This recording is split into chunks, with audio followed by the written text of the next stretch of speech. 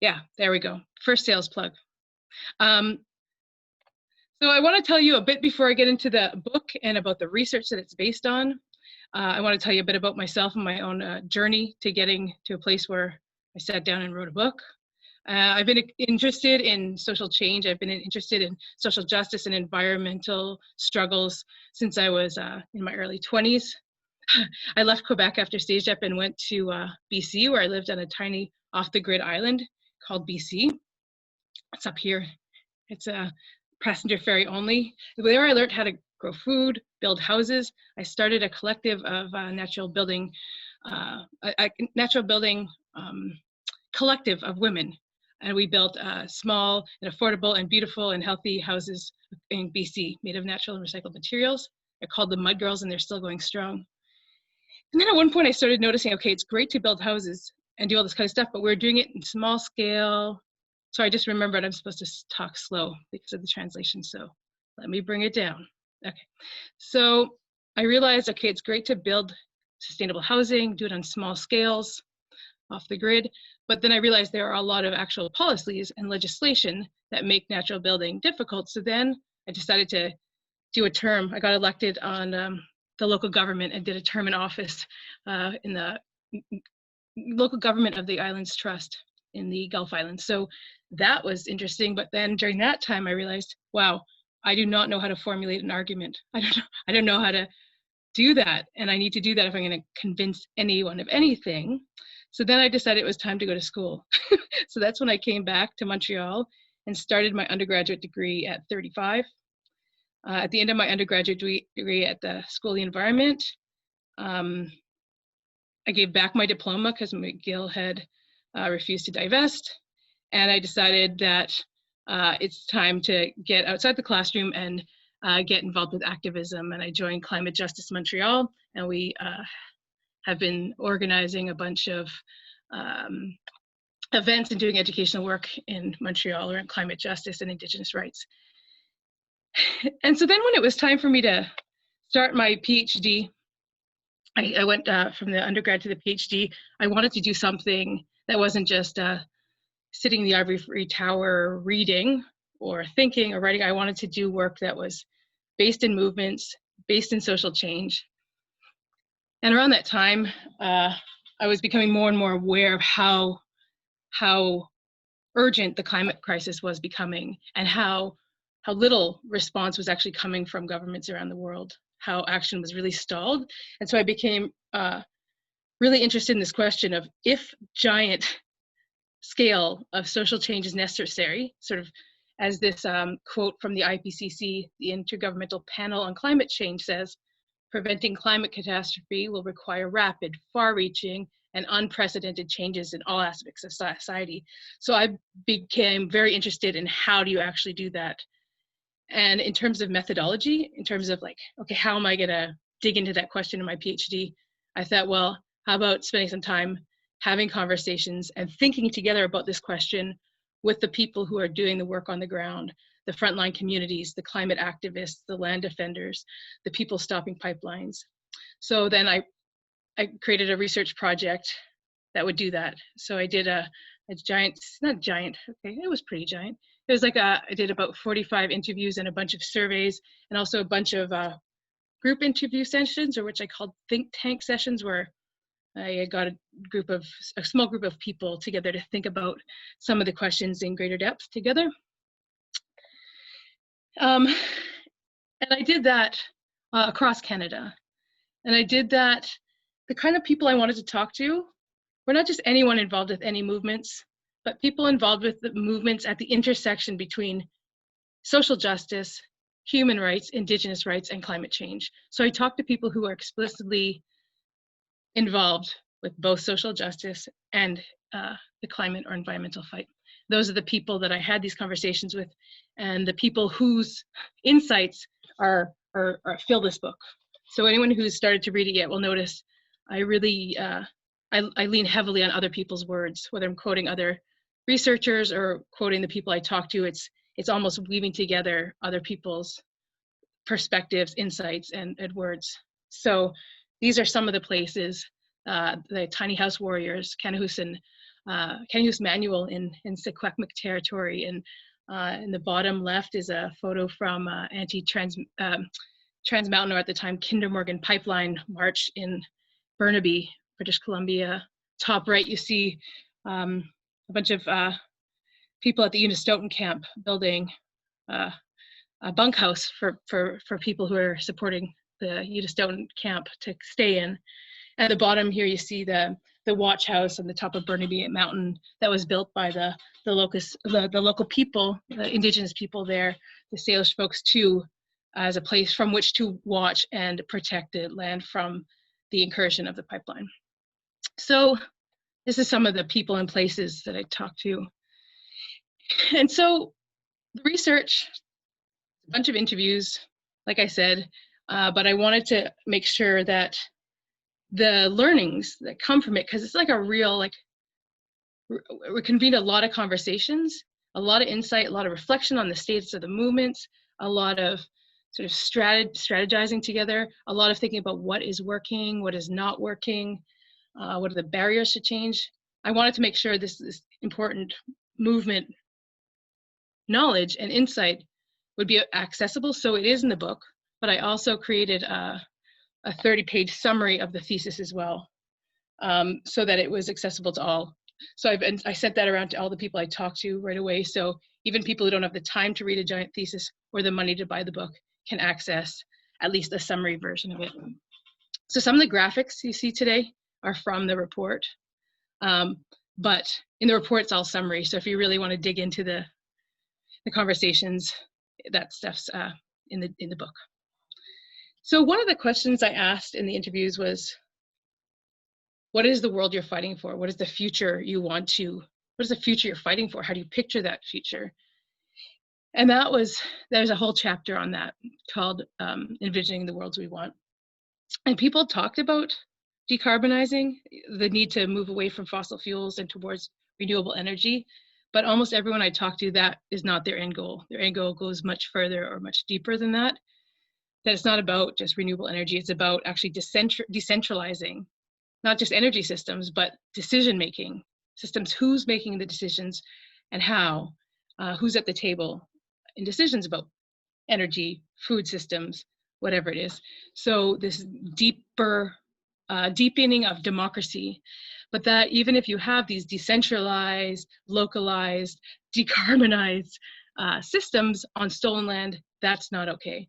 So the visions of the future that people I talk to are having go deep to actually decolonizing, meaning the return of Indigenous land to Indigenous people, and finding, and other people, non-Indigenous people, finding ways to live in good relations, reciprocal and respectful relations with Indigenous people, in whatever ways that is possible. So these are deep, this is like far-reaching, this is far beyond just reducing greenhouse gas emissions.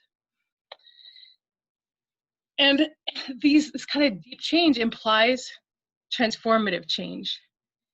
And this is a definition of social transformation. So it's like a deeper, more large-scale systemic change than when we just normally talk about, social change. Are we just talking about one policy or, one aspect of our energy system? No, it's deeper than that. So this definition I worked on with the Shift Center for Social Transformation at Concordia to develop this working definition. So transformation is an intentional process of systemic change to address not only the symptoms, but the root causes of inequality, injustice, and unsustainability.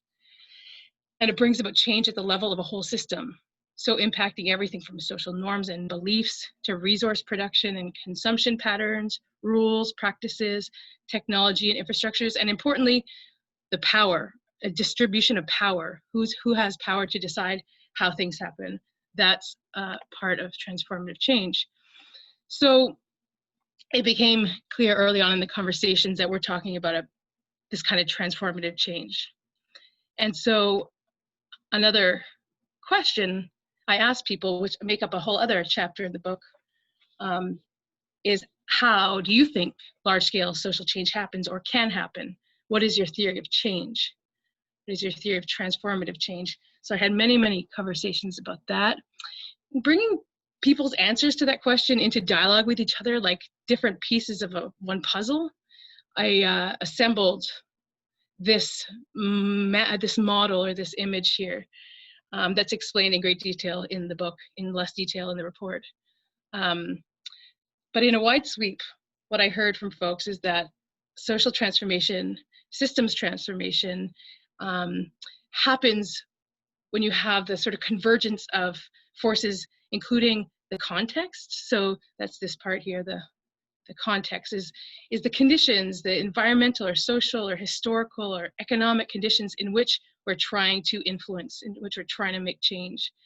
And this, I hear people really emphasize that timing really matters, that what can create change at one time or one place will not work in another time.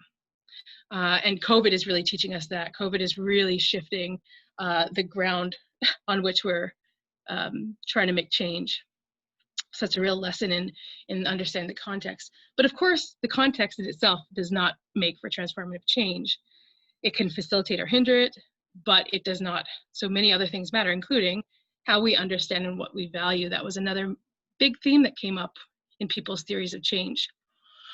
People really talked about, you know, personal transformation, like really starting to undo the things that capitalism and colonialism has done to our minds and our value systems of who we value and what we value, that kind of shift. And people talked about the need for education within our movements, public education, changes in our education system, and the need to really have a really shared and deep understanding of how the systems work, what's wrong with them, how they need to change. And people talk to me about how if you want to do systems change and you want to really understand the system, then the people's you most need to talk to or hear from or listen to is those most impacted by the systems or by the crises that are happening. And in Canada, that is in a large way, that's Indigenous folks are on the front lines of inequality crisis, climate crisis, environmental destruction, extractivism, etc. So this is all part of social transformation, is part of how we understand and what we value, but also, of course, how we take action really, really matters too. So people talked, and everyone I talked to emphasized the need to work together in collective action, take collective action to mobilize, organize, to build power together. But then what's less, there's less consensus on is that what we then do with that power that we've built, that people power, where some people think the point of people power is directed at influencing electoral outcomes or policy or legislation, things going on in governments. And other people think, no, that's never going to work because of the vested interests of people who are in power. And so therefore we need to use that people power at confronting and dismantling the existing power structures. But also everyone agrees that you got to use that people power to innovate and promote the solutions, to build those alternative systems and, you know, figure out how we're going to grow food sustainably, how we're going to power our homes, how we're going to do all those things. So that's also important. But then possibly the most interesting thing that came out of this theory of change, or surprising to me, was I think that the thing that came up most often was people's emphasis on the importance of how it all relates to each other. So this how we relate is woven through everything else. And so it's about coordinating our efforts, you know, it's about sharing resources and information better within our movements, between movements. It's about building way stronger relations of solidarity between different communities, different geographies, different movements.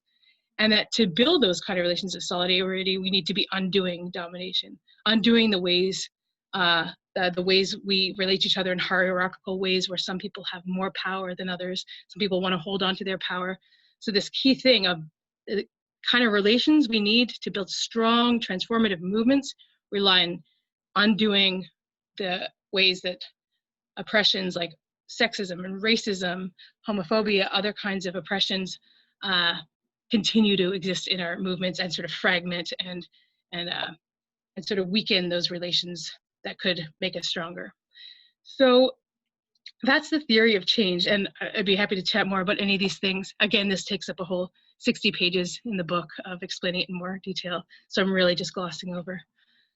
But another very interesting thing that came up, I asked people, and yep, there's a whole chapter about this too. I asked people, what do you see as the biggest or most significant barriers to the change you want to make in the world? And people answered with different kinds of answers. Some answered about barriers that are kind of external to the movements they are part of, that are sort of what's happening in the world, in the political system, economic system. And other people talked more about the internal barriers, so the ways that different dynamics and things going on within our movements are acting as barriers to the change we want to bring about. And if you see here, 60 people mentioned the economic system driven by capitalism as that was the most common external barrier, but like almost twice as many people talked to me about relational tensions being a barrier. Doesn't mean it's the biggest barrier, but it was a barrier that was at the top of people's mind when I asked them this question. So it's really salient. And people discussed all kinds of different relational tensions, from things like endless fights over which tactics we should be using, or endless debates over what our end goal should be, or strategies, these kind of things. But the most common kind of relational barrier that people talked to me about was the ongoing ways that racism, white supremacy, sexism, etc., play out in our movements, causing making it very difficult to get along well enough, to collaborate enough to build strong movements. So that became, between the way that relationships came up in that theory of change, and the way relational tensions came up as a key barrier, this became a huge theme in the book, and I ended up spending the last 2 chapters exploring that further. And the book actually starts with this quote from Ariel Deranger, who is the executive director of Indigenous climate action. And she said, while the climate justice movement is working hard to address the legacy of white supremacy and colonialism within the environmental and conservation movements, it is a work in progress. And she was writing this not long ago, I think it was last year, or maybe late in 2018, about the Green New Deal coalition that was coming together in Canada. That even in that coalition and other coalitions, there is this continuation to have these strategies and projects and coalitions that are being mostly driven by the big NGOs that are mostly white, that have most of the money, who are not wanting to share the actual strategic, they share the big decisions about strategy and share the purse strings. And I'm not saying that she said that, by the way. I don't mean to imply those are her words, those are my words. So some of the ways that people talk to me, especially the Indigenous folks I talked to, in their reflections about some of those ways that racism and colonial dynamics are still playing out in our movements, are these, but there are many more. But these are sort of the most endemic ones, the ones that come up over and over and over again. So instrumentalizing, so environmental groups wanting to collaborate with Indigenous people, when the Indigenous people and their rights are useful for the white-led social change goals. So when a settler white group wants to stop a pipeline, let's get those Indigenous folks who can, their rights are gonna help us. But then where are those white environmentalists when the Indigenous people are fighting for their rights, fighting for sovereignty? It's not reciprocal, you know what I mean? So that's instrumentalizing. Another thing that comes up over and over and over again is Indigenous people and other people of color being asked to join in things at the last minute. Hey, we're doing this event next week. Can you come and do a land acknowledgement? Can you come and speak? It's always almost, not always, but it happens a lot that it's an afterthought.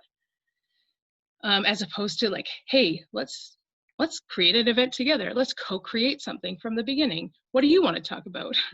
And so this is part of this general dynamic where environmental groups are saying, hey, come join our movement, as opposed to the environmental groups going out and figuring how could we actively support the Black Lives Matter movement, or actively support that Indigenous struggle for against that pipeline or whatever it is.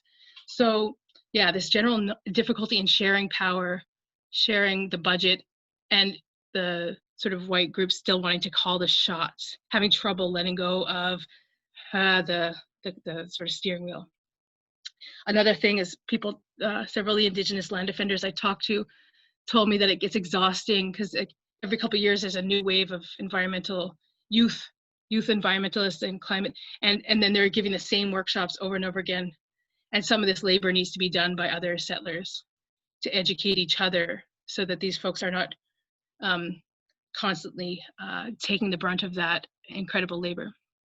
But that there's also this issue around conflicting end goals, which I've alluded to earlier. But so in the climate movement, even just the climate movement in Canada, let's say, there are people whose end goal is to reduce greenhouse gas emissions. And that's their goal. Whereas there's other people whose end goal is to actually return land to the Indigenous people from whom it was stolen. Those are very, very, very different end goals. Yet those are people who are working together regularly in all kinds of networks and coalitions. And how do we reconcile that? So this is, but often at the strategy table, at the budget, the moments of writing budgets, it tends to be the white folks' end goals that are at the top of mind during those big decision makings. And there's also this issue around sometimes Indigenous folks are using conflictual tactics, perhaps like barricades or blockades or these kind of things that sometimes white groups are like, hey, that's actually hindering our ability to get, the majority or, masses of Canadians on board with the climate fight because you make it look kind of, too aggressive and it scares people. But actually, the Indigenous folks who are being constantly faced with violence from military, from RCMP, are constantly in this conflictive, or these fights, not of their choosing necessarily. So the settler environmentalists like ourselves really need to understand why some people are engaging in different kinds of ways than we are and having respect for them. And these are just some of the ways. And I think one thing, if you read the section on what's working, what's not, there was some reflection that people feel that it is getting better slowly, that things are better in terms of these relations and settlers starting to really understand why Indigenous rights and why Indigenous perspectives and why Black Lives Matter are all deeply necessary for the climate fight, but that we're still not quite there. There's still a lot of work to be done, but it's getting better slowly. So there's a lot that's needed, but it all comes down pretty much, in my view, to learning how to share power. Learning how to step aside and leave room for other people to make decisions. And really trying to build this sort of a new culture where it no longer is socially acceptable to have, policy documents or big events that are designed and carried out by all white spaces. It feels like that needs to be something that we leave behind and find way more ways to work together where way more diversity of people and way more frontline people and directly impacted people are at the tables when we're making big decisions and big plans together. So what does this all mean concretely? And I'm almost done here. I'm almost gonna take this to discussion time. But one thing is big is educate yourself in your current community, and there are amazing resources out there that the Land Back report from the Yellowhead Institute, that's an Indigenous-led think tank out of Ryerson, I believe. This is amazing. If you want to sort of understand what it might mean to actually return stolen land to Indigenous people, this is amazing. Briar Patch just came out with an issue all about Land Back, and that came out last month, and it's an amazing read. I think the most important reading of this year. The Reconciliation Manifesto that came out by the late Arthur Manuel is an amazing must-read. Whose Land Is It Anyways? Manual for Decolonization. And there's many, many more. And if anyone wants to get in touch, I'd be happy to share my favorite reading list. But of course, it's not just about education, as we know from that theory of change. We have to take action. And there are so many battles going on right now across Canada. And I feel like we could actually drive transformative. We could transform Canada's economy and political system towards climate justice if settlers in a big way actively supported the Indigenous folks who are defending their lands and waters. That is like the heart of my theory of change. And so from the land back lane in Ontario to the Unistoten in British Columbia, to the moose moratorium in Anishinaabe territory, and to what's going on in Mi'kmaq territory right now with the fisheries. Learn about it, donate, share their posts, and actively show up. And because each one of these things you could find easily on Facebook, lists of how to act, like concrete asks, concrete things you can do to support them. So I feel like in my dream of what the movements I'm part of could be, I see like armies. Sorry, that's not a great term. What's like an army but without a military connotation? Help me out here. I see non-military armies of settler folks putting their privilege, their money, their time, and their hearts behind Indigenous struggles to protect the lands and waters that we now know as Canada. And while you're at it, if you had any time and you want to buy the book, it's 20% off. Okay, I'll stop sharing. I'll stop talking. And I'm really sorry, Alexia, I did try to slow myself down talking a couple times, but I just kept speeding up. I'm very sorry. I hope it worked okay with the translation. Well, you speak with a lot of passion, so it's great. Making you faster. But yeah, thanks for the presentation. Thanks for the book. I think it's very important. One first question I can ask is, how do you see the specificity of struggling here in so-called Quebec and the rest of so-called Canada? Sorry, how do I see the specificities between struggling here in so-called Quebec and in the rest of Canada, so-called Canada? Okay, so you're saying, so things are different in Quebec. It's kind of not my place to say as an Anglo-Quebecer to really point out how it's different, but I would say nowhere is easy to mobilize people than Quebec. Like Quebec people know how to get up and fight. They know how to stand, and they're quick to mobilize, which is amazing. I don't think that's true in other parts of Canada as much. I think Quebec is a little bit behind in terms of centering Indigenous rights and sovereignty in the climate fight, and I think that might or may not be because of Quebec has its own nationalism, its own sovereignty, beliefs and discourses and goals that are sometimes or a lot of times in conflict with Indigenous sovereignty. So I think it's more complicated culturally and politically than it is in other. And so I think we're a little behind, but I think we're slowly getting there. But I mean the book starts out, if anyone's read it, it starts out with a story of the climate march in 2009 and how it was called by several Indigenous people the most racist space they've ever been in, or most racist demo they've ever been in. And they were young Quebecois climate activists who were yelling racist things at those Indigenous people and pushing them. So there are young climate activists in Quebec who are actively racist against Indigenous people. So that tells us something about, I think it tells us something about that our climate discourse is not being clear enough about why Indigenous rights and why Indigenous struggles are key and inextricable, why anti-racism is inextricable to the fight for a climate safe future. I don't think we're making those links clear enough, else those youth wouldn't be on the street fighting for climate while pushing and yelling racist things at Indigenous people. So I think it is different. I think we all know it's a different dynamic here. And I think I think there needs to be some pretty deep thinking about how do you think about interacting. This is something Maud Prudhomme taught me one time.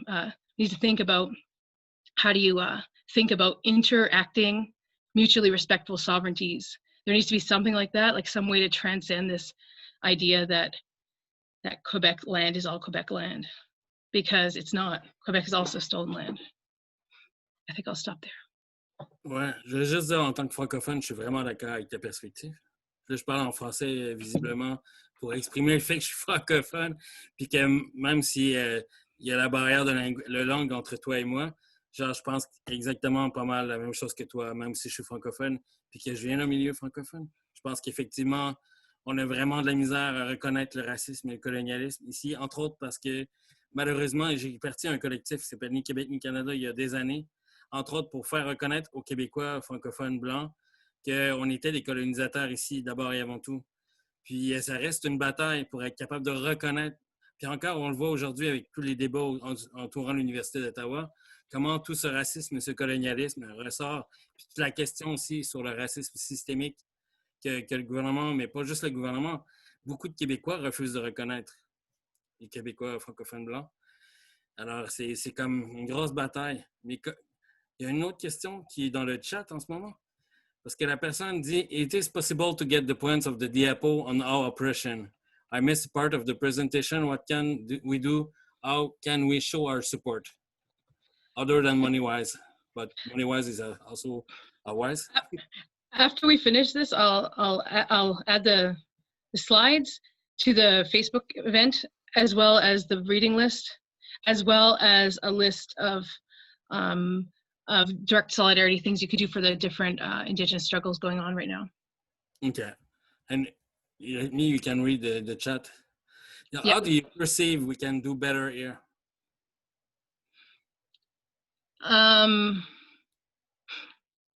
I want to know what other people think we can do better here. I just read a whole book about it. But I think, I mean, specifically here in SoCal, Quebec. Because well, like I said, I think we need to really think in nuanced ways on how to talk about Indigenous sovereignty in the context of Quebec's own nationalism struggles, and think about that in a way that is not actually raising Quebec sovereignty above Indigenous sovereignty, but somehow, I don't know, like there's got to be some way to do that. And I think, I think the climate environmental movements need to stop, or not stop, but they need to actively slow down. No, not slow down.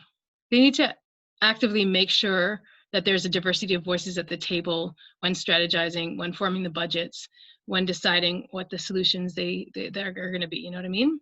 And I don't think the relationships exist here like they might in British Columbia.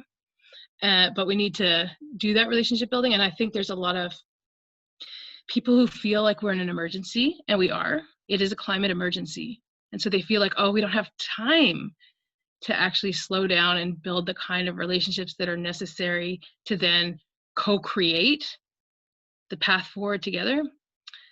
But I really believe that unless we create the way forward together, it's not going to work anyways. So you can be in all kind of urgent situation and rushing through and not making the relationships you need, but it's going to fail.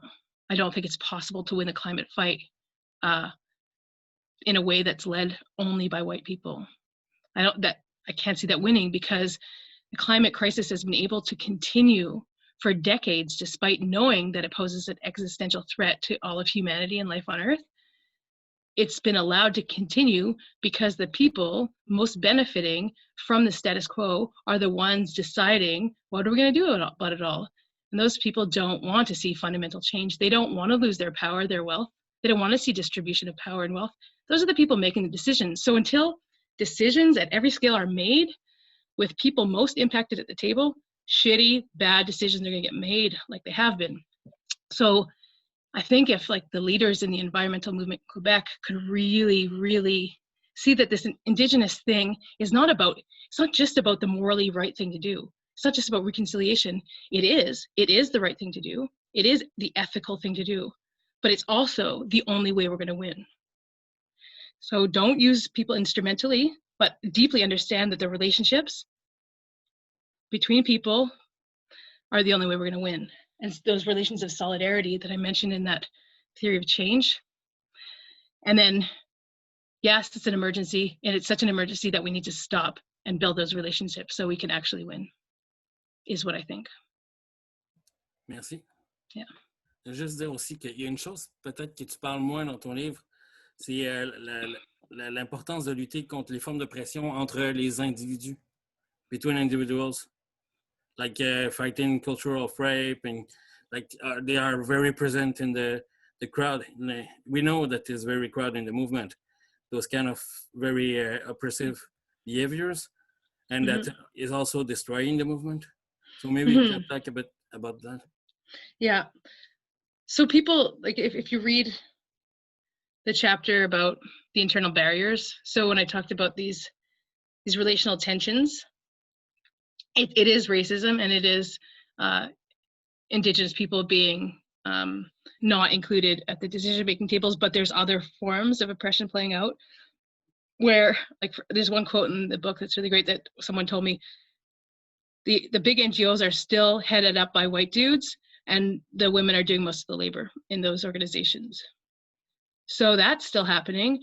And even up until like big marches in the past couple of years, where there's big named environmental groups are refusing to do land acknowledgements, they still have like all white dude speaker lineups at a march for climate. That hasn't happened in BC for decades. Like, it really hasn't. And so there is racism, there is sexism, there is just and then there's all kinds of other stuff like that. It's just more general people having trouble getting along and endlessly debating over stuff. But I don't know if that was what you were getting at, but there's definitely all kinds of ways that power inequality continues to exist. And it's not just in our movements, it's in all society. I'm sure people here who work in the government, it exists in the government. I'm sure people here who work in the arts, it exists in the arts. It's not like these problems are only in our movements, but it's that our movements need to do better if we're going to be transformative. Yeah. We also pretend to be anti-oppressive. So I see what you're saying. we should be better than the rest of the people on that. If we want to be like coherent, cohesive with what we are. But you have a few questions on the chat. Maybe you can read it as they are in English. Sure. How is the transformative work on the emotional level with problematic starting points? Seems that it could be quite a challenge. That's Nina. I don't think I fully understand the question. What do you mean by problematic starting points? Nina, do you feel like clarifying with me what you meant? Oh, racist bias. I see what you mean. Well, I mean, there are so many amazing training opportunities. Right now, while we're speaking, there's anti-racist training going on for the Just Recovery Campaign Coalition in Quebec. Like, there are tons of opportunities to take anti-racist, anti-oppression trainings, and there's tons of people who give them. They're really amazing. There's someone here, Kristen Perry, has helped give them at different climate groups. Like, there's lots of opportunities, and I mean, we can unlearn these relations of hierarchy. It's I mean, I don't think it necessarily happens overnight, but it certainly can happen. And I mean, I've learned so much through the last 5-6 years involved in these movements, and I've reflected a lot in the ways that I have internalized racism or internalized homophobia or whatever it is, and then you realize it, and then you change it from a pattern of thinking. So I think taking the trainings that are available out there, and then making sure that your workplace or your social movements or whatever you're involved with, you'll encourage them to also do the trainings, and just create a culture of reflection and working on it. Yeah. So Caroline says, I used to wonder if the non-Indigenous people are welcome in the Indigenous community. Now I wonder how to approach them to co-create.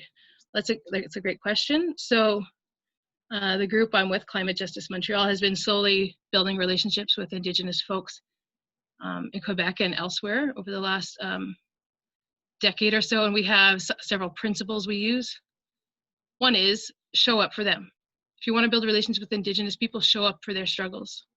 And then if you want them to show up for, like, give a talk or whatever, then you can invite them. But I think an initial attempt to build relationships should be in active support of their struggles. Right now, there's a big struggle going on in Genesitake, where the Oka government is trying to take over the pines where the Oka crisis happened. They're trying to take over the pines as an Oka, which is the settler village, as a cultural site for the white village. It's so messed up, you know? So anyone wanting to build relationships with Indigenous people, you know, show up at those town halls with them, sign those petitions, send donations, show up at the front lines when you're invited, and then start to think about like, okay, now we want to develop this policy proposal together. Okay, well now I know them, so now, okay, I'm going to call on them and see if they're interested in co-creating something with me. But I also know that they're very busy. There's so many things going on in their communities. So I'm going to offer honorariums in exchange. We try to do $100 an hour of honorariums if we're asking Indigenous people to come to a meeting or to speak or to share with us their knowledge or perspective. And so I think the fundamental thing is when you're trying to build relationships, think about reciprocity, equality, and giving back at the beginning as the first step, contribute to their struggles. Peut-être que je pourrais ajouter au début, j'ai oublié de dire parce que j'étais vraiment stressé au début, je ne sais pas pourquoi, mais en tout cas, ça m'a fait oublier plusieurs choses et désolé pour ça. Mais on est aussi dans le cadre des webinaires du GRIP. Et la semaine prochaine, le dernier webinaire du GRIP porte sur la protection des forêts et la lutte contre GNL avec plusieurs personnes autochtones, Innu, Atikamekw, Wendat, qui vont être là pour parler de tous ces enjeux-là. Alors, c'est aussi, il y a plein d'autres occasions, mais c'est une occasion parmi d'autres de se présenter pour discuter, de voir c'est quoi leur perspective, puis comment on peut être aidant envers leur lutte et aussi nous-mêmes mener des luttes, parce que souvent, les personnes autochtones vont me dire c'est beau que vous nous appuyez dans nos luttes, mais il faut aussi que vous ayez vos luttes. Alors, c'est tout un échange, c'est une relation d'ailleurs. J'aimerais éventuellement poser la question que tu parles un peu plus du concept de relation dans ton livre. Relationality is very important in your book, and you have very good writing about that in your book. So I would like, maybe not now, but maybe later, to talk about that also. So, on est présentement sur un webinaire présenté par Justice climatique Montréal, le GRIP-UQAM, Alliance Mamo en construction, SOS Territoire. Pendant que je dis que c'est entre autres les webinaires du GRIP, alors je vais faire ça. Je n'avais pas dit ça au début. Nice. Alors, je ne sais pas si tu veux continuer. Nice. I see another question in the chat. Oh yeah, okay. So Julie Levasseur asks, on the same topic from a research perspective, you mentioned that you created the abridged version of your book in order to make it accessible to the folks you interviewed. Are there other ways that you made sure to give back as a researcher and not just instrumentalize people's testimonies and experiences? What was your ethics thought process? I love that question, and I'm glad you brought it up. I've been thinking a lot about how to do transformative work as a researcher because it's not obvious, and like most research is extractive. Like when you go out and you gather people's insights and knowledge and experiences and you gather it all up and then you synthesize it and then you present it as your thing, and then you get money and then you get a better job and then you get your diploma or whatever, and you've it's kind of like extracting value, kind of like what capitalism does in terms of exploiting workers' labors and extracting the profits off of labor, you know. So it's similar. So I have put some thought into that, and also there's a lot of great the chapter actually no, the book doesn't have the chapter about methodology, but the thesis, which is in the McGill Library, you can get it online, has a whole like 80-page chapter about methods and exactly about doing non-extractive research. So I could share that with you if you want. But some things I did were offering research labor that didn't have to do with my own project to frontline communities. Like at one point, I was up at Unistoten camp, and Frida, who is the main spokeswoman of the Unistoten camp, one morning at breakfast just said, "Hey, you know what? You know what needs to be researched?" And my ears perked up because that's my skill. She said, "We need to think about how we could use marketing as a tool to hold, or as a tool to counter the misinformation being put out by industry about natural gas, for example." So then I did spend some months doing researching about social marketing and different ways to use marketing techniques against industry. and then I presented it back to them. So I took some time out of my PhD years to do research that didn't end up in the book, but I just did it because they needed it. And I did some other projects like that, using my skills and the time I had and the funding I had as a PhD student to just do research that was just useful to those people. And also the book itself, as you may know, I'm not receiving royalties from it. All royalties from the sales of the book are being donated to Indigenous Climate Action, which is an amazing organization who I've mentioned before. It's Ariel Deranger and an amazing team of Indigenous women who run this thing, and they're just promoting Indigenous approaches to climate action, and they're amazing. So that's another way that I tried to give back. You can get the thesis online. I'll send you the link. It's kind of a complicated, long McGill link, but I'll post it in here before we're done. Because you said it's online, so maybe me and other people will like to have the link. Maybe you can post this on the event, on the Facebook event. Yeah, I'll try to post it in this chat if I get a minute to Google it. Yeah. We didn't open to the large crowd, even if the large crowd decide to be open and to ask you a question. But formally, we can open to everyone who want to ask you a question or comments or whatever. Yep. So if you want to talk, maybe because we don't have the end of on the Zoom, the rising end, because it's not the good one to have the rising end.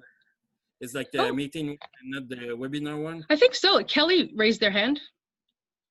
Raised their hand? Yeah, there's a little blue hand in the list of participants. I can't find the end. Now it's on the screen too. Kelly's. I think so. Feel free to. You can put your hand up virtually, or you can actually. You can hand up if you have video camera, but you can also write that you want to talk on the chat. That's what I want to say. Nice. Okay, let's hear from Kelly. Okay, so this is a really concrete question. I have been teaching climate change and really trying to mobilize my students for the past few years now, and it's really hard to get them to actually take action, right? They're presented with all kinds of material. It's very provocative, it's very stimulating. They all feel outraged. They all feel like we have to have a revolution. So all of that's happening, but then they leave the class and they're still very, very kind of enveloped in their business as usual, neoliberal kind of docile passivity, and they will not take any risks to jeopardize the fantasy that they're going to have this life that's being promised to them basically by the educational institution, the establishment, right? And so do you have any advice or insights? I mean, it's not just with the young students, it's with basic liberal society. And I think that they're the group that has, like what you were saying before, it's like big liberal NGOs, institutions that have been working for environmental issues and everything. They've actually been very much part of the same status quo system. So I have a lot of friends who are very super educated, overeducated. They're good liberals, right? They want social justice. They will do certain things, but they really will not take any risks, ultimately. And so I know you're speaking about how we can create more solidarity and alliances and like truly try to decolonize our practices as activists, but what do we do with this huge swath of society that has a tremendous amount of power and is just feeling incapable for many different reasons for really acting in the way that privileged people should be acting? Yeah. That is an amazing question. And one of the barriers, or one of the things that people reflected on, and that it's in the book in the barriers chapter. People mentioned that it's not just that we're not getting along; it's also that we're extremely outnumbered. Like we're the movements are still too small, and there's a clear need to have way more people on board. Mm-hmm. And so there is clearly a need to grow the movements and to get more people. And so of course that's important. And I have several thoughts. One is, it's possible that they don't see how there's anything they could actually do. Mm-hmm. Like what can they actually do that's actually going to make a difference? It's very easy to be cynical right now, because it's easy to see all the huge forces against it, and just wanting to protect your own kind of survival instinct. Well, I just got to protect my own ability to make a future for myself.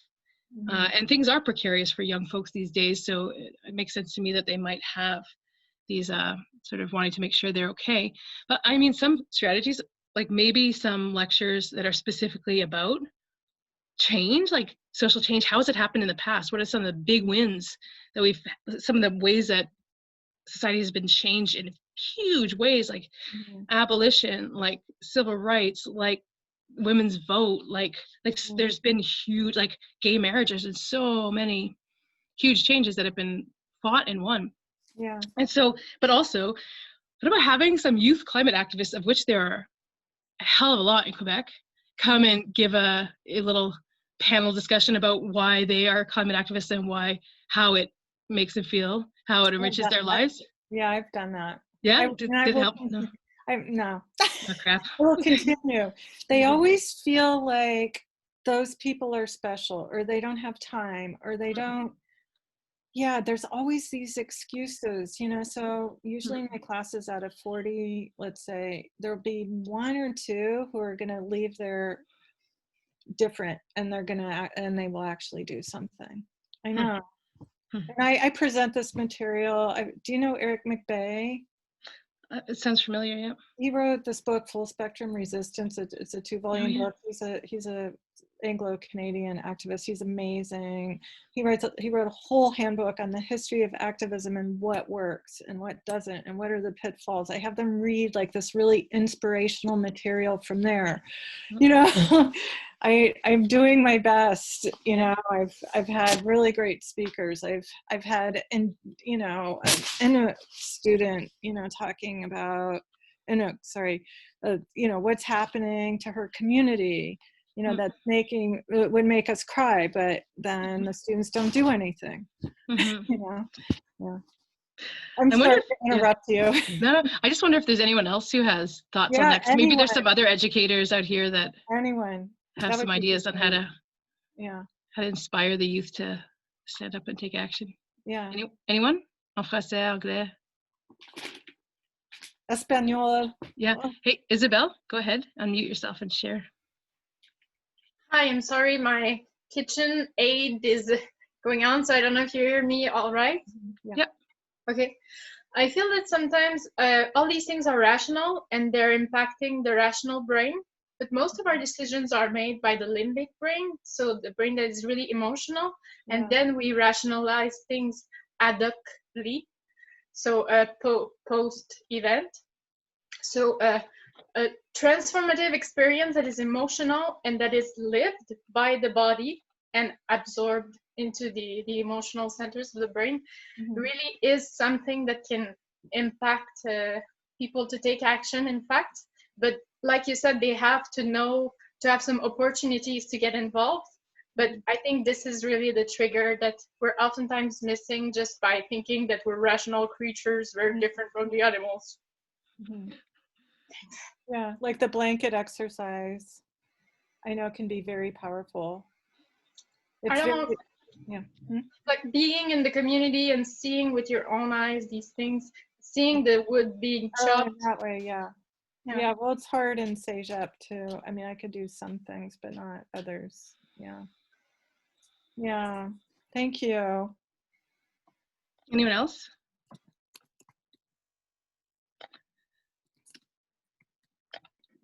I was going to suggest something. Can you hear me? Yeah. Yeah, as a CEGEP teacher myself, I found that one of the techniques that really worked for me working with this age group was getting them really involved in the process of thinking about, and getting really involved with something and making it their own. My thinking is if you had them do some kind of activities where they projected what the world was going to look like in 20 and 30 years, if we continued on the, the road we're on, and then made them realize, oh my, I'm glad I'm not going to be here, but you certainly will be. Yeah.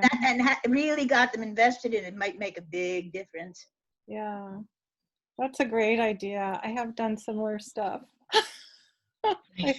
There's a thing called Dear Tomorrow, and it's a website, and so I've had my students actually write letters, for example, to either themselves in 2050 or the children that they have now realized they're not going to have, or to the future children that they will have, and say, this is what I imagine your life is going to be like.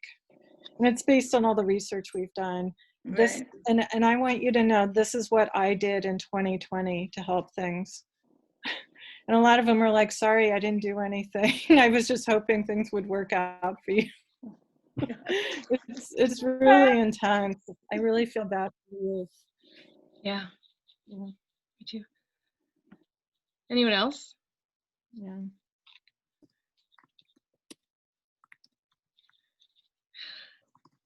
I know that there's this prof it's a university level undergraduate course at U of T who teaches a course on climate organizing. And if students take the class, it means they have to put in something like 100 hours of volunteering for a climate organization. And actually right now, Climate Justice Montreal has 5 of her students working with us for the semester. Awesome. And they're just doing all kinds of stuff that needs to get done. That's awesome. I think like they didn't have to take the course. I think that makes a difference, right? if you opt for it. Okay, great. Thank you. Sorry to take so much of your time. No. I'm curious if there's any other questions or comments about anything we've talked about the book, about.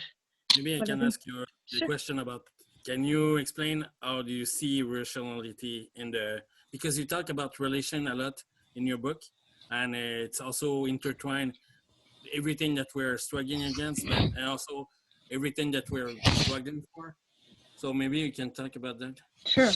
I just realized that Nina's hand is up. Maybe Nina could speak first, and then I'll answer that question. Sure. Allô, est-ce que vous m'entendez? Ah, oui. Yeah. Allô, c'est Maud, en fait. Hey. Hey. Je pense qu'un angle mort, c'est un truc dont on parle peu, là, puis c'est des zones un peu de fragile, de vulnérabilité, de malaise. Mais dans les événements ou les éléments qui m'ont marqué avec des expériences dans des luttes autochtones ancrées dans des territoires, c'est aussi des places beaucoup plus sensibles ou spirituelles qui nous viennent jouer dans des malaises. Pour beaucoup de gens, viennent jouer dans des malaises. Mais il y a quelque chose là aussi qui est présent quand même, que c'est des forces nécessaires. Il y a comme d'autres dimensions pour construire la force, le sentiment de pouvoir dans lequel on se nourrit un pouvoir d'agir qui est pas comme une performance politique, qui est vraiment comme dans un ancrage d'existence, de lutte, de relations aussi historiques. Fait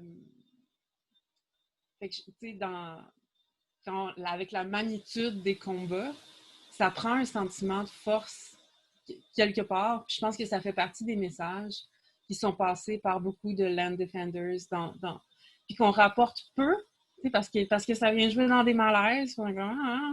Mais je pense qu'il y a là quelque part une des clés pour la construction d'un courage, qui est un courage qui a de l'humilité, qui est un courage qui a une force, c'est ça, d'une autre teneur que peut-être les discours stratégico-politiques qu'on peut baser sur des contextes médiatiques. C'est comme un autre range. Puis, ouais, c'est pas tant juste avec les jeunes, whatever. Je pense de donner un espace pour explorer ça dans nos mouvements, ce serait une belle un bel achievement puis une belle place peut-être pour se relier. Puis je ne sais pas si tu as eu d'autres commentaires dans ce sens-là dans tes études. Does anyone else want to respond to Maud or build on what Maud was saying?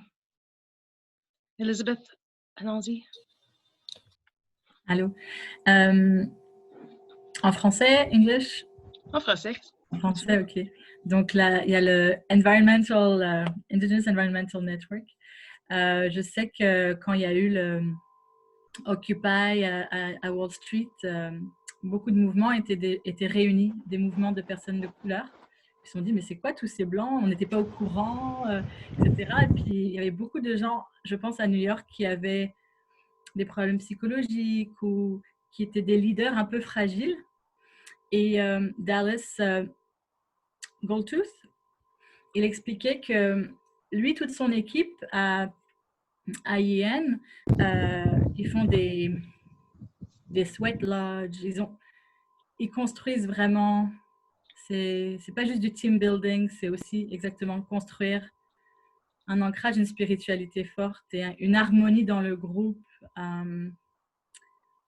Et ça m'a marqué, cette construction, je sais pas, j'ai pas les mots moral, spirituel. Et ça, c'est quelque chose que je sais. Et c'est vrai que c'est rare que j'en parle, mais tout à fait, quand on écoute les autochtones, enfin les leaders, ils travaillent à ce niveau-là, tout à fait. C'est voilà, tout à fait. Jeremy shared something on the chat about Joanna Macy and her workshop, her teaching called the work that we connects. So Kelly's also gone to some of that, so have I. And so that's this kind of these experiential workshops that are designed to help people process their grief, their fear, other things related to the moment, the ecological crisis moment, and also social justice crisis moment we're living in.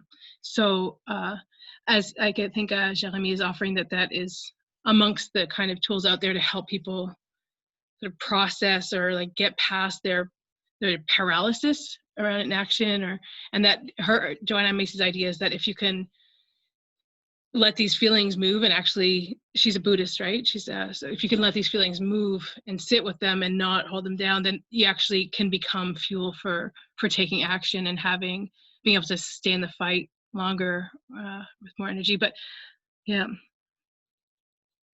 eco grief stuff. Yeah, there's a lot. I think it ties a bit to the relationality thing. So maybe I'll respond to Christiane's question about relationality.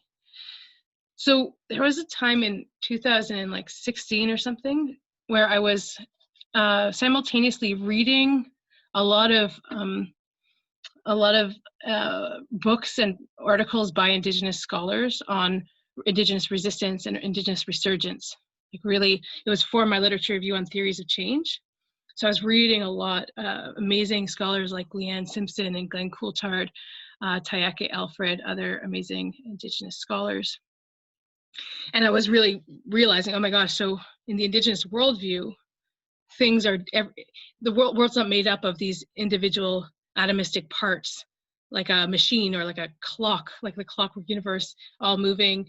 Like no, in Indigenous worldviews, although they are diverse, there tends to be this, what's called relationality, which is seeing life as interconnection, as life is the relationships between things, and we are all sort of individuals, but none of us could survive without other people, without ecosystems to feed us, without the air and the trees that create the air. So, but that said, actually the European worldview that many of us have been raised in, that then has been sort of reinforced by capitalism, has really taught us individualism.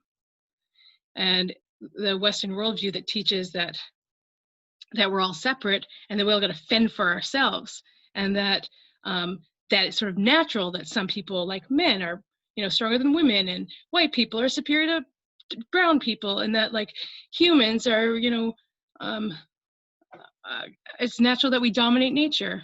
Like these kind of ways that these these ways that are not only individualistic but hierarchical, whereas Indigenous worldviews tend to be about connection and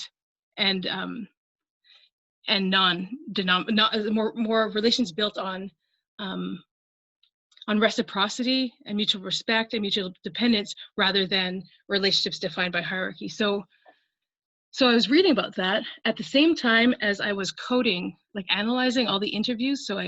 All the interviews, I'd record them and then transcribe them and then read through the transcriptions and start to see themes that came up. And I'd be like, okay, that person's mentioning relationships. Okay, that person is mentioning reciprocity. And I started seeing these themes come up in the interviews at the same time as I was learning about them deep, like in a very like transformative way to myself, my own understanding in this Indigenous scholarship that I was reading. And that's when I realized, wow, like actually seeing the world as made of relations, seeing our movements as dependent on the relations between us, that's huge. And I think it might be why our settler-led movements are struggling so much with internal relations, because we weren't brought up necessarily to learn how to live in terms of mutual dependence and taking care of each other and knowing that we're fundamentally dependent on others and as they are dependent on us. And we weren't raised like that. We were raised in a worldview of hierarchy, and systems of domination is the sort of the characteristic of the Western worldview, in contrast to Indigenous worldviews now. So what does that mean? So does it mean we settlers like learn about Indigenous worldviews and try to appropriate them, try to learn them? That's not the answer. Like, you can't just take Indigenous worldviews and take them into you can learn, you can be inspired by, but us settlers, we have to find our own, I think, ways of unlearning individualism, our own ways of unlearning hierarchy, so that we can build, so we can then be capable, like have the capacity to get along well enough to build strong movements. Kristen, was that what you're getting at? Was that what you wanted? Yeah, that was great. Okay, thanks. I have another question, but maybe people can answer some questions on the chat before, because that's a big question I want to ask you. So maybe you can start by other questions, but if no other question come, I will ask you. Sure, let's see, does anyone, okay. No one is asking questions, so you're talking about undoing, how we do that. Well, I don't know how everyone else is doing that. I know there's probably a lot of people here who have taken trainings or who think a lot about how to undo any kind of racial bias they have inside them, or unlearn ways that they like to have power over other people. I can say for myself that I've been practicing lately how to, it seems ironic thing to say given that I've talked so much in this thing, but I generally talk a lot. I like to take up a lot of space, or I do naturally, like I just always have things to say and always have like ideas I want to share, but have been learning to sort of try to step back, especially in climate justice Montreal. That's recently been sort of, a bunch of youth have been sort of taking leadership, and I've been trying to not be all like, hey, I have a better idea, what about, but learning to actually step back and be in a supportive role. And I've been thinking about that too in the research I'm doing. How about I don't drive the research questions, don't drive the decisions about methodology, or don't drive the decisions about how I'm going to share it, but actually put those decisions to others that I'm involved with, and then follow decisions that others are making, understanding that other people have good ideas too. That's what I've been learning. Is like just learning how to share, to step back and learn how to be in a supportive role. I think as settlers, we also didn't learn that very well, some of us. So I've been trying to learn how to, play a supportive role. Like if it was a movie, I wouldn't be the star. I'd be one of those like supporting characters. What about other people? I'm sure there's a lot of people here. Does anyone who think about these things, anyone have anything to share about how they have been unlearning white supremacy or unlearning these kind of internalized biases? for people because nobody is talking right now, but Well, I can say that something I say all the time to people: learn humility and learn to listen. right. If you don't learn those things, forget about trying to do relation with Indigenous peoples. Mm-hmm. I can see that. I think there's other people who have things to say if we just give it a minute. Sure.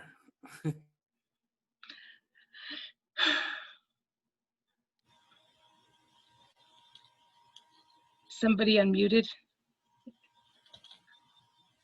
Nina, is that mode? Yeah, I'll try to make you right. You did give that minute.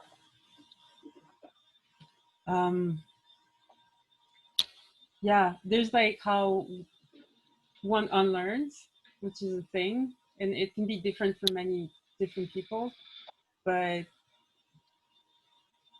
then to make someone else unlearn, to like inspire someone else to unlearn, to like both are super important. And I'm not trying to avoid the question, but like per se, if we like try to go like to transform our movements implies working with people who are not themselves super enthusiastic to transform that part of themselves. They're okay with it. And I feel like shaming is not a good strategy. Like no matter how legitimate like anger could be, and it's as allies we should do that job. Like that's like it's nasty work. It should be done by settlers. I wonder if you have thoughts on that. I feel like that's a challenge we will have to face as to prepare the house if we want to welcome guests at some point. Like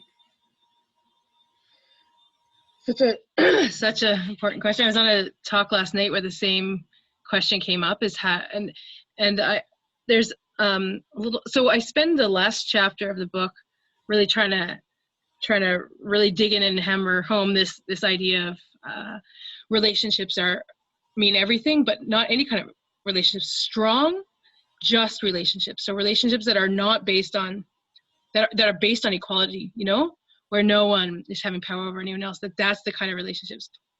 And so I tried to sort of define what that just relationships mean. So if we are trying to develop relationships with Indigenous people in our movements, but then there's people in our organizations who actively have racist feelings towards Indigenous people that they express in our meetings, then those relationships are in conflict. You can't sort of have both those relationships. So so even though a lot of in the book it's calling for like way more inclusive movements that have way more tolerance for diversity of tactic, diversity of theories of change, diversity of all kinds of things, but not so much diversity that includes racist people. That's where we have to draw the line somewhere. And so I hate fighting. I really don't like conflict. So my way of trying to do that work is just saying, I'm not going to try to change you, but I don't want to work with you. That's my way, but I think other people are better at arguing or debating or putting down the arguments of why it's so important. And I don't think there is one right way, but I think at some point, if those people are not willing to even admit that they're racist, or not willing to admit that then maybe it's time to join a different movement, put your efforts elsewhere. You know, and I think I don't know, because that sounds okay. I know that sounds divisive. That sounds like a force for fracturing the movements, which, I mean, there's tons of this reflection on why our movement's so fractured. So are we going to fracture more if we say we don't want to work with racist people? Maybe that won't be as weakening a force as if we have movements that are welcoming to racist people. Like perhaps not like racist, but like people who are privileged, and like there's the ignorance coming with privilege that is not like this active racism. It's just the enacting of the systemic one without even seeing like a fish in the water. And like there's it's not the same flavor of it, and like it's not even like we have to make the obstacle clear to even think about it. But like there's, anyways, I don't want to bring all the attention to them, but like they're the big obstacles in terms of like building. Otherwise, yeah, we can reconfigure. And I appreciate that proposition and acknowledge it as a valid one. But like I wonder, because there are already those movements with, you know, not necessarily bad people. Just like there's a will, but yeah, we can discuss that at some other point. But I feel like they're like a huge obstacle in our collective transformations. I have hope that, so Alexia has a wee answer, and Kristen also shared a comment. So I'd love to hear, Alexia, do you want to share? Take a moment away from translating and share what you think. What's your wee answer? Yes, thanks, Jen. Well, I kind of like lost the train of what the question was and my answer while I was translating. But I think it was more to respond to where you're saying, like, how are we learning to unlearn like racial biases and are just like internalized oppressive practices and all that. And I guess I really can only speak from me as my experience as a white settler on Indigenous land. But it's kind of this idea of realizing one's privilege, which is like process, obviously, like a huge long process, and I definitely have so much to learn on it.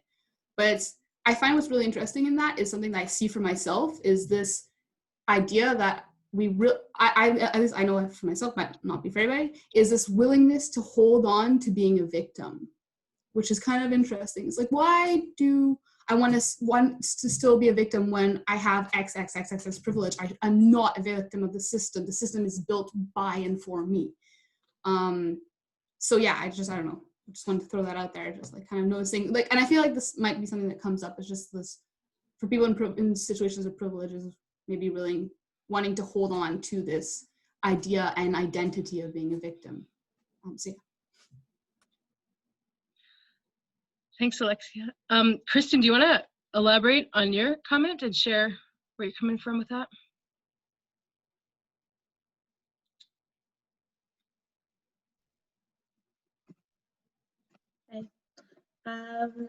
Yeah, I mean, I think for me it really helps to remember like where we're all coming from and where we are now, especially when we're talking about people who are like more experienced organizers. I try to have empathy for people who are newer and maybe there's like not as much lived experience that they're coming from.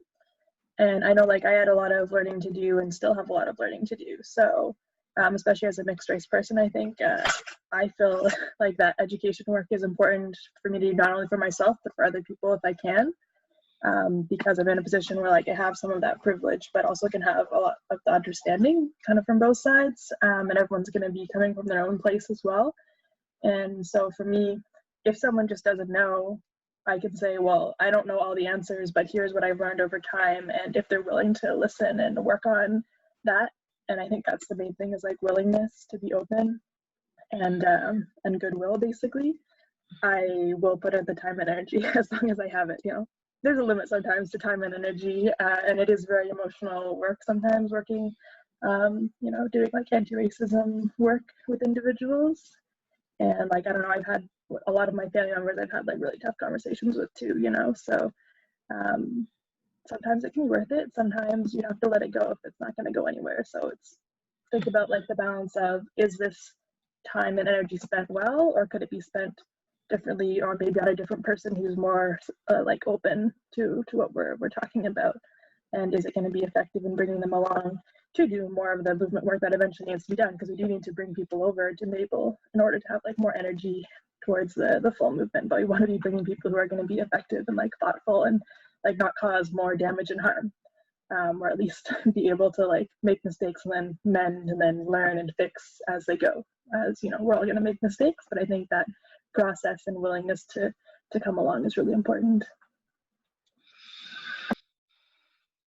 Yeah, I think too that, like echoing what you're saying, I've been thinking, and in response to what Maud was saying, I've been thinking that, like, how do you have that boundary where you say, you know what, this is counterproductive to what I need right now, and so I'm not going to work with you anymore. But without dehumanizing them, without making them feel like you think they're the enemy, without doing something that, like, yeah, like that's going to make them think you're just being one of these like intolerant social justice warriors, which I know that's sometimes what people think, and I don't think that exists. You know what I mean? And we know this debate's going on in all kinds of circles these days, this this cancel culture, whatever. So I know people think that's a thing, and so I have been mindful lately to make sure I'm not giving them any fuel for their fodder. So when I do have that boundary, be like, you know what, I don't think I can work with you right now. I try, sometimes I fail, but I try to do it in a way that's still acknowledging their humanity, and that, you know, whatever, like try to do it in a way that's that they still feel, I don't know what I'm trying to say. Does anyone know what I'm trying to say? Anyone want to try to help me say it? Or non-judgmental. Yeah. Who else got something to add to the convo? I'll say something. Okay. I think we live in a time right now, because of populism in populist politics. People who maybe 10 years ago would never have voiced some of their inner thoughts feel free now to denounce Indigenous cultures for whatever their reasons. 10 years ago, we would not say these things. It was kept hush hush. Now people are feeling more free to say some very controversial and bad things. And I'm hoping that's a wave that is going to stop, and they're going to go back into their holes. There's some evil things being said right now. And if we don't want to pass ourselves off as intolerant, we have to bite our tongues. And I think the way Jen says it, and most of you have said, we have to be tolerant, but I'm leaving. I can't deal with this. I will not deal with this. If we go off the handle, they'll just say that we are the extremists. And so it's nowadays they're contradicting the pacifists. They're contradicting the people with open minds trying to do something as being the racists. And so it's kind of a topsy-turvy world, and I'm hoping that's going to change within the next few months, and things will go back to a little bit more normal, where racist comments are not as complacent. Who knows? We don't know. But I agree, we have to draw a line sometimes. I say, I cannot deal with this. I will not deal with this. I will not support these ideas. I take my affiliation and I go somewhere else. Anyway, thank you for listening. Thanks, Steve. Anu, do you want to say something? I see you unmuted. Oh, yeah, it's been very interesting. And as a person of mixed race who is fairly new to this, I don't know, I feel, brave enough to share this today. So maybe it would make sense. From where I am coming from, we as humans are the doers, but as soon as we take we become the person who's doing it, it becomes first person. Instead, we should see it as it's being done through us, as in we are the medium, right?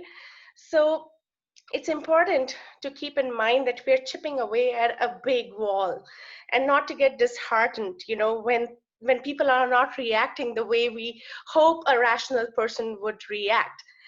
Just know that we are part of a longer arc, and somewhere we are making the difference. I am one such person who would have never dared to open my mouth against and speak up like this. I am very honest, but here I am today. So somewhere what you and people before you have done has made a difference, and it will continue to do. And as a part of the publishing house that did your book, I'm very proud that your voice is there now forever, because now it is part of the narrative of the history, and it's very important that these things are being talked about, being read about.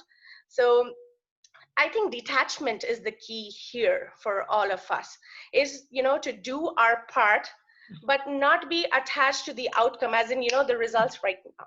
Maybe the results won't come today or tomorrow, but as long as we are satisfied and know that we have done the best we could in this moment, and considering the circumstances, I think we are good. I think we are doing our part.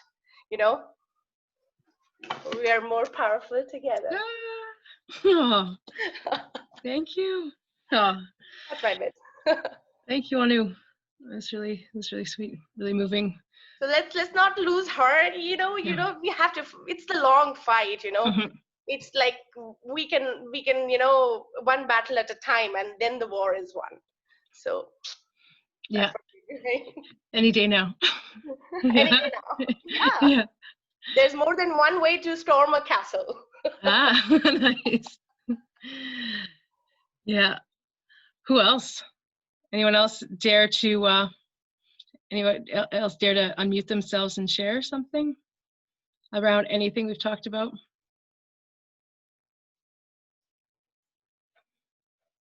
Don't be shy.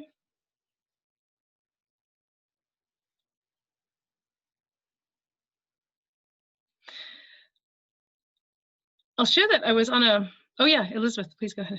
Oh, I almost had to share. What I hear here is also self-care. I can hear it.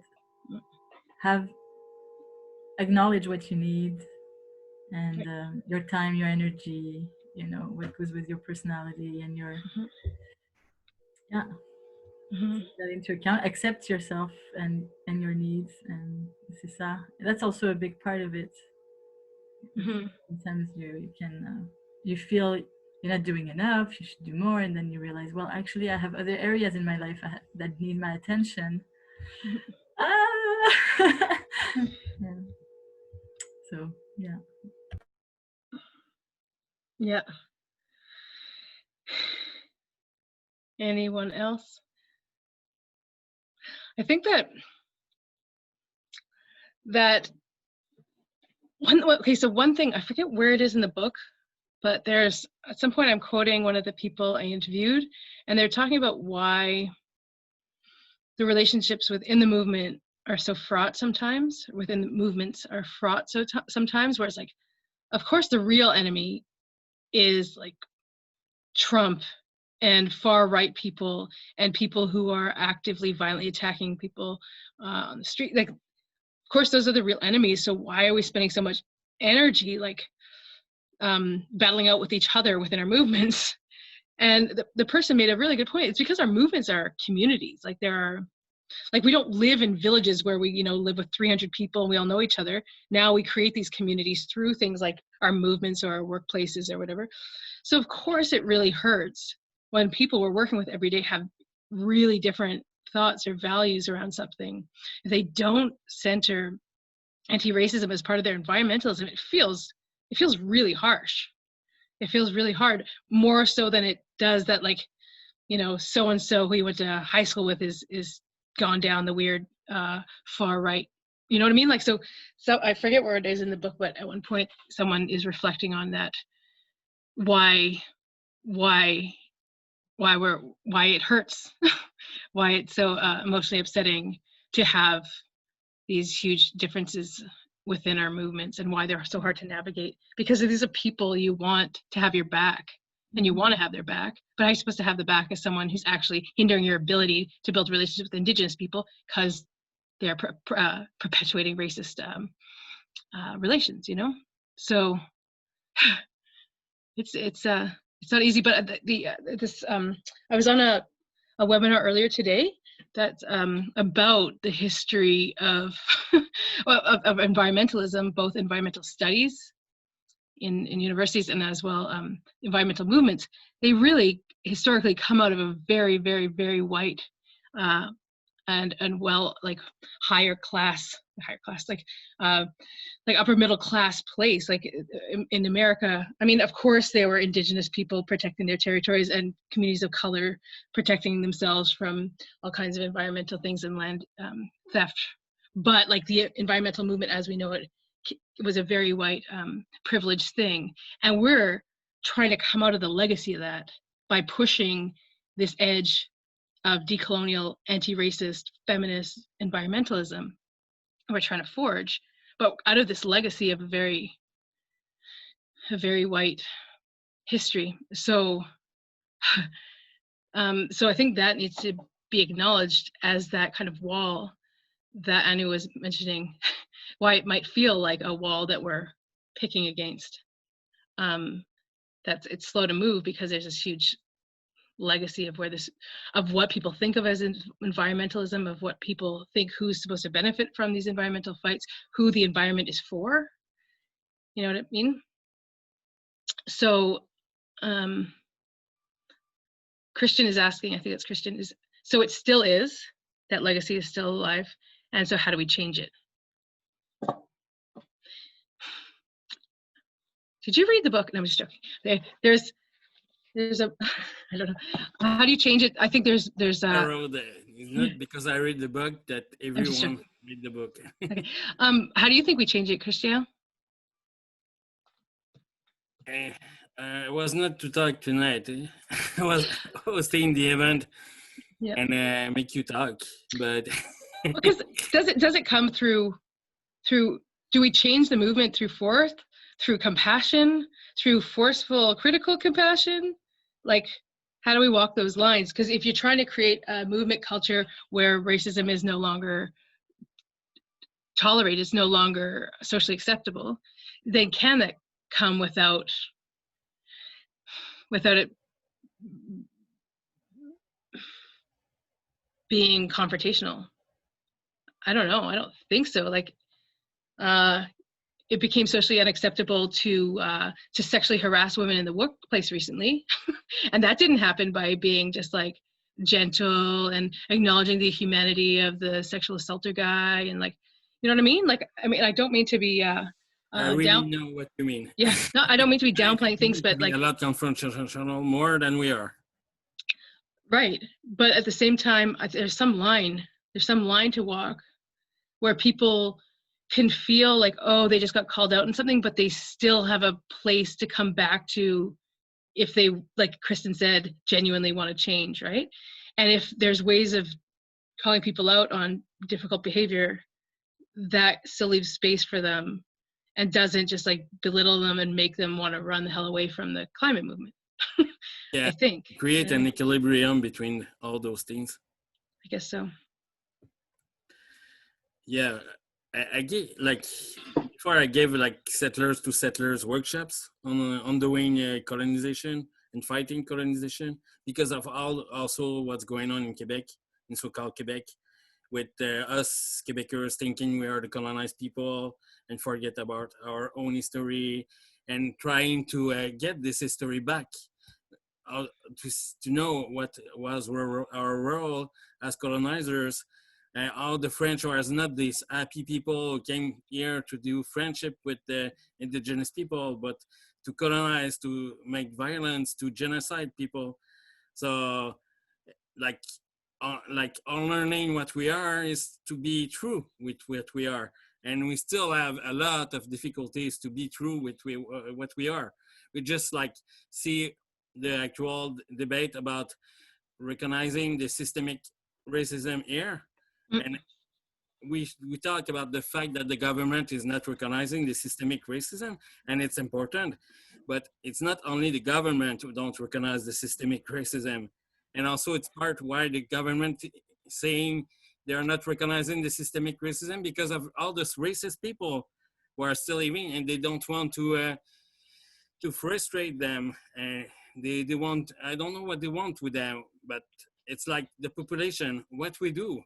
Like, it's a big struggle. And yeah, we can learn things from love, solidarity, with very nice values, but it's very, very not all, or it's not complete. Like, we have so many confrontation to have. Like, you talk about the rape culture, like, just on that it's so much like a big struggle, and it's connected with so many other oppression that we need to face. And we need to like mostly force people to see that. I'm thinking something along the lines of the carrot and the stick thing. So I think that's a parenting technique. I don't know where it comes from, or I don't know, but it's like where you're both like, so the stick is like the poking someone. So that's a confrontation, like, hey, it's not okay to say those things. Hey, blah, blah, blah. And then the carrot is the leading them in a different direction, right? Or leading them somewhere. And so that is like the, maybe sort of like, so it's hard to give up power. It's hard to relinquish privilege and power. It sort of, it goes against a lot of the stuff we've learned about what the whole point of life is, to accumulate wealth and power and get as, you know, as much power over others as you can. Like that's the thing. So relinquishing that is not easy. So it's not that surprising that people have trouble doing it. But I think so the stick needs to be that it's not socially acceptable to continue to perpetuate relations of oppression. And the stick is like showing people that if they relinquish their power and privilege over people, actually there's something really much better to go towards. Something about like real belonging, something about real community, something about living in just systems where everyone's taken care of, and how that might feel. Like, I don't really, yeah, Kristen. I just finished reading a book basically about this conversation exactly. Actually, it's beside me. Turn This World Inside Out. And it's about nurturance culture. I think a lot of people maybe have read the essay online because it's like quite a popular article.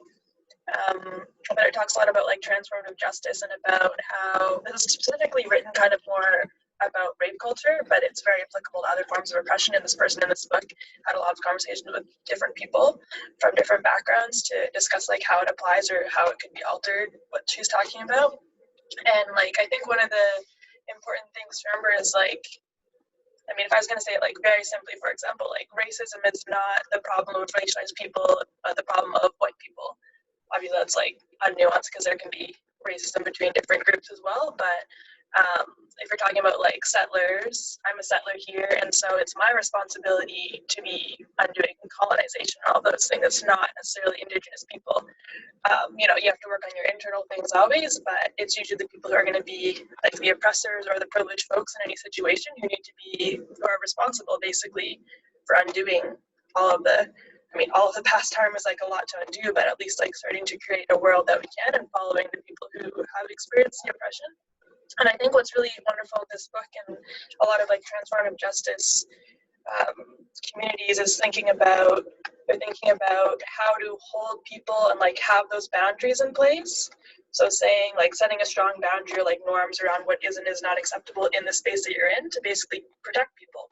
And remembering there's a difference between like being unsafe and being uncomfortable. So if I do something bad and then someone calls me out, maybe I'm uncomfortable, but maybe the person that was harmed is actually like not safe in that space, right? So there's like a clear line usually, or sometimes it's not as clear, but we need to like navigate that of keeping those spaces available to everyone and kind of setting out the norms you want, and then have like in conversation with each other and upending those regular power dynamics that happen. And so we can like call people in. We can set boundaries and say, it's not acceptable that you've done this, but when you're ready to work on it, like we as people who share your privilege are going to help you work through it so that you can be in this community. And instead of just like entirely, as you say, like cancel culture, but like just kicking someone out forever, I don't think is usually a solution, but setting limits and saying you will be able to come work with us when you're able to do this is like something that could be possible. So yeah, just thinking about those like different ways to hold each other to account, because as we have talked about, we're like all learning as we go and needing to do better as we keep learning. Yeah, it's really helpful. That book looks amazing. And I just thought just a few minutes about shame. About who? About what? Shame. Shame. Okay. Yeah, shame. Because a lot of people, particularly white people, will say, oh, it's not by shaming us that you will gain us to your cause. But I can say I was a child. I was molested when I was very young by my dad, who was a pedophile. And the first time he first recognized that he did something bad, it's because he was shamed. And I see a lot of people in that level or other levels, like being racist or whatever, starting to recognize that they are racist because they shame. Like even myself, like sometimes when I was younger, I have confrontation that makes me learn a lot. And so I'm not sure. Shame is not one of the tools. For sure, it's not the only tool and it's not the better one. But sometimes you learn things by shame. Sorry about that, but I need to say that. Yeah, I think there's a line somewhere whereby for someone's own well-being, they just need to either not engage with someone or engage with that person in a confrontational way. I feel like there's definitely situations like that, and I think but there's a lot of nuanced kinds of interactions we're talking about that are currently going on in the Quebec environmental climate movement that are in the gray area. There's a lot of the gray area interactions going on right now where it's like not, it hasn't clearly passed that clear line that you've named, where shame and confrontation or but I mean, but that said, I think one thing I heard from some of the Indigenous people I talked to was this need for not just reciprocal, mutually respectful relations of equality, but also accountability came up a lot. And so I think there's times when there needs to be accountability, perhaps without shame, sometimes without confrontation, sometimes that accountability needs to be conflictive. Sometimes, I don't know, like I think there's a lot of gray area here, and each person gets to decide when their line is crossed and when they want to disengage or when they want to confront or when they want to engage in any other kind of way. Elizabeth? Go ahead. Yes, thank you. It was about the family and scandals that, things that happen in the family, and they were saying how the family ignores what happened, and until the person speaks out, the victim speaks out. Really, literally, like everybody knows what's going on, and often it's passed down per generation to generation. So families with a culture of silence, and everybody knows something terrible has happened, but life as usual keeps going until the person somehow manages to speak out. And then the mother does something, or the father stops, or something happens. It's through the word. So I don't know if it's shaming, but saying rape, saying racism, saying those words, I don't know if we classify them as shaming. Maybe we can say, this word is racist, or instead of saying you are, because that would be, maybe when you say you, maybe that's more of the shaming category, although of course it's very violent, it's very bad to be a racist, and I think everybody agrees. I mean, nobody wants to be a racist. I think that's actually a good thing. It has evolved. I mean, or this word is something that most people don't want tagged on themselves, and don't want to have tagged on what they said. So those words, we have to be able to use them, I think. And so it's a different kind. Maybe it wouldn't be shaming exactly, but naming, so that the person maybe can go back and listen again to what she or he has just said, and just, I don't know, give it some space. But be provocative, because we want this work to be done by the person, right? I mean, so yeah, that's just what I heard, and I thought, wow, amazing. So the word, unfortunately, it's like it becomes your work that the person is racist. It puts you in that situation of having to tell him or her. So it's uncomfortable. It's not just shaming the person, it's that the act itself of naming things is a burden on you, and you resent it probably. And so it puts you in this, it makes you angry. So it's also good to have, I'm working personally on mastering emotions. I don't know how to put words on what I feel. I don't know how to ask for what I want, things like that. So it's very good when you go through that turmoil to be kind to yourself. And if you have the energy and you decide you do, and it's efficient the way you can say it, then, and you accept, within a second to say something, then it's great because you can actually change things with words. So kudos to the word.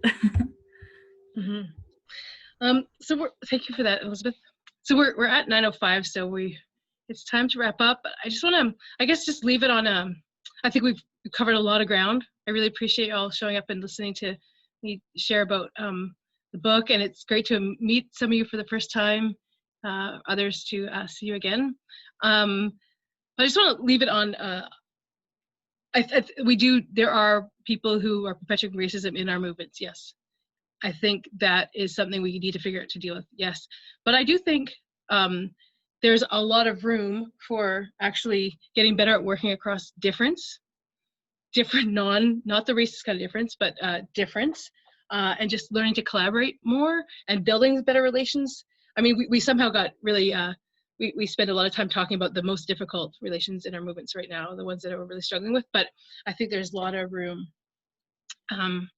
to build better forms of collaboration, to coordinate our efforts more. And I've been hearing some people talk about how COVID has actually created certain kinds of isolation, but actually facilitated certain kinds of communication. Like people are, maybe because we can go to 17 meetings in one day now. I don't know what it is, but I think I have a lot of hope, and I see a lot of people paying way more attention and putting a lot more effort into trying to build these better relationships in our movements and between different movements and between movements and communities of other sorts. So I don't know, I feel like we've been all around a bunch of different topics, but I want to leave us on a hopeful note that I do think our movements are getting stronger. We still have some more work to do, but I think we are getting stronger, more capable of that kind of transformative change that I'm talking about. So I want to leave it at that. Feel free to be in touch. Feel free to buy a book. Feel free to keep in touch. I'll put my email in the chat. Feel free to put your video on and wave. Bye. Thank you so much. Very impressive. Well done. Thanks for Christiane for organizing. Really appreciate thanks, it. Jen, Thank to you. be there and to talk about your book, and for your book also that everyone can read and should read, in my point of view. Thanks. Because we have a lot of questions there that we need to address, and also to grow up as a movement. Yes. Thank you very much for your presentation. Thanks for organizing, Christian. Take care, everyone. Oh, you're welcome. And yeah, thanks everyone to come. And thanks, Alexia, to translate. Merci, Alexia. Yeah, merci beaucoup. Really. That's big work. And as I said, next week, we will continue the webinar from GRIP. On va continuer les webinaires du GRIP avec une présentation sur la protection des forêts contre GNL et contre la colonisation, avec plusieurs camarades, dont plusieurs autochtones Innu, Atikamekw, Wendat, ainsi que aussi des allochtones qui luttent dans leur coin pour la protection des forêts et contre GNL.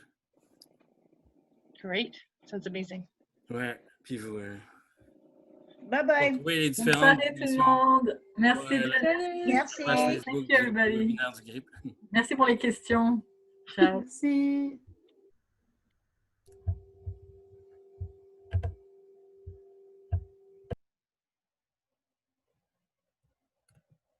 Alors, c'est ça, je dis, il y a la page Facebook des webinaires du GRIP si vous êtes intéressé. Vous aurez toute l'information là-bas. Alors, merci infiniment à tout le monde d'être là. Merci à Jen. Merci Alexia. Et bonne soirée.